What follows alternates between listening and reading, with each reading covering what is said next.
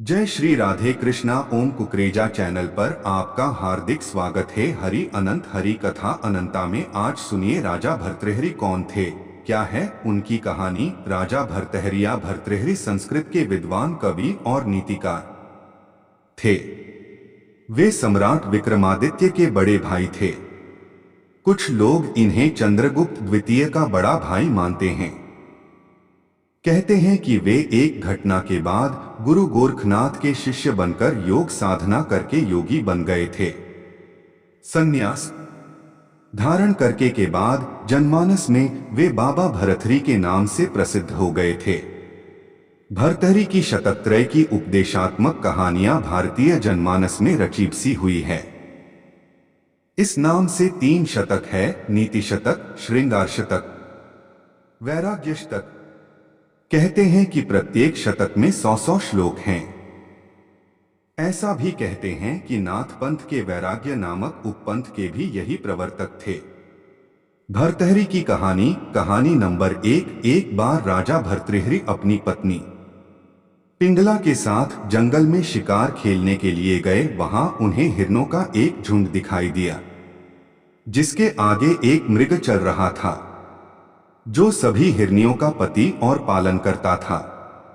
पत्नी पिंगला के मना करने के बाद भी उन्होंने बाण चलाकर मृग को मरणासन्न कर दिया। प्राण छोड़ते छोड़ते हिरण ने राजा भर्तृहरि से कहा, तुमने यह अच्छा नहीं किया। मरणासन्न हिरण की करुणामयी बातें सुनकर भर्तृहरि का हृदय द्रवित हो उठा। हिरण का शव घोड़े पर रखकर चलने लगे। रास्ते में उनकी मुलाकात बाबा गोरखनाथ से हुई। भर्तृहरि ने इस घटना से अवगत कराते हुए उनसे हिरण को जीवित करने की प्रार्थना की। इस पर बाबा गोरखनाथ ने कहा, मैं एक शर्त पर इसे जीवनदान दे सकता हूं कि इसके जीवित हो जाने पर तुम्हें मेरा शिष्य बनना पड़ेगा। राजा ने गोरखनाथ की बात मान ली। कहानी नंबर 2। प्राचीन उज्जैन में बड़े प्रतापी राजा हुए। राजा भर्तृहरि अपनी तीसरी पत्नी पिंगला पर मोहित थे और वे उस पर अत्यंत विश्वास करते थे। राजा पत्नी मोह में अपने कर्तव्यों को भी भूल गए थे। उस समय उज्जैन में एक तपस्वी गुरु गोरखनाथ का आगमन हुआ। गोरखनाथ राजा के दरबार में पहुंचे। भर्तृहरि ने गोरखनाथ का उचित आदर सत्कार किया। इससे तपस्वी गुरु अति प्रसन्न हुए। प्रसन्न होकर गोरखनाथ ने राजा एक फल दिया और कहा कि यह खाने से वह सदैव जवान बने रहेंगे, कभी बुढ़ापा नहीं आएगा, सदैव सुंदरता बनी रहेगी। यह चमत्कारी फल देकर गोरखनाथ वहां से चले गए। राजा ने फल लेकर सोचा कि उन्हें जवानी और सुंदरता की क्या आवश्यकता है। चूंकि राजा अपनी तीसरी पत्नी पर अत्यधिक मोहित थे, अतः उन्होंने सोचा कि यदि यह फल पिंगला खा लेगी तो वह सदैव सुंदर और जवान बनी रहेगी। यह सोचकर राजा ने पिंगला को वह फल दे दिया। रानी पिंगला भर्तृहरि पर नहीं बल्कि उसके राज्य के कोतवाल पर मोहित थी। यह बात राजा नहीं जानते थे। जब राजा ने वह चमत्कारी फल रानी को दिया तो रानी ने सोचा कि यह फल यदि कोतवाल खाएगा तो वह लंबे समय तक उसकी इच्छाओं की पूर्ति कर सकेगा। रानी ने यह सोचकर चमत्कारी फल कोतवाल को दे दिया। वह कोतवाल एक वैश्या से प्रेम करता था और उसने चमत्कारी फल उसे दे दिया ताकि वैश्या सदैव जवान और सुंदर बनी रहे।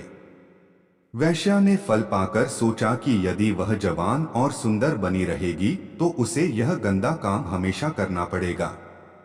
नरक समान जीवन से मुक्ति नहीं मिलेगी।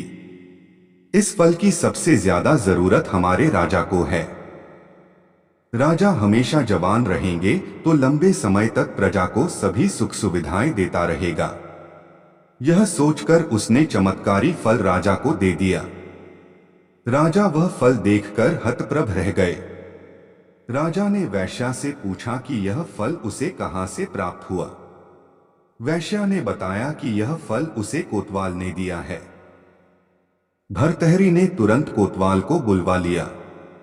सख्ती से पूछने पर कोतवाल ने बताया कि यह फल उसे रानी पिंगला ने दिया है। जब भर्तृहरि को पूरी सच्चाई मालूम हुई तो वह समझ गए कि रानी पिंगला उसे धोखा दे रही है।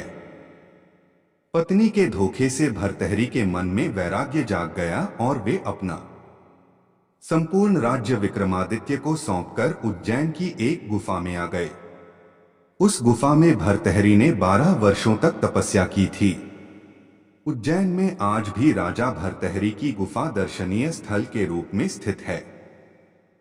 राजा भर्तृहरि ने वैराग्य पर वैराग्य शतक की रचना की, जो कि काफी प्रसिद्ध है। राजा भर्तृहरि ने श्रृंगार शतक और नीति शतक की भी रचना की। यह तीनों ही शतक आज भी उपलब्ध हैं और पढ़ने योग्य है।